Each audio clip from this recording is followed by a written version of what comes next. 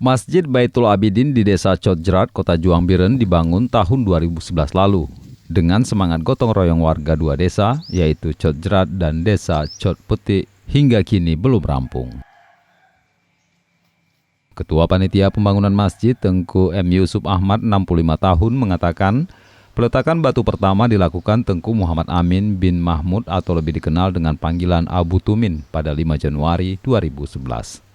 Sejak dibangun belasan tahun lalu sampai sekarang telah menghabiskan dana sekitar 300 juta rupiah. Namun sejak beberapa tahun terakhir, hasil pertanian dan perkebunan warga mengalami penurunan, sehingga sumbangan warga mulai berkurang dan masjid belum rampung.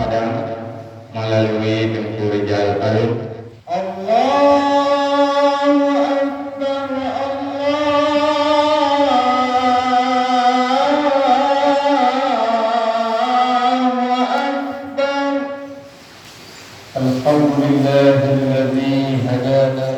Panitia sudah membuat permohonan bantuan ke PMK Biren dan pemerintah Aceh, namun hingga kini belum terkabul.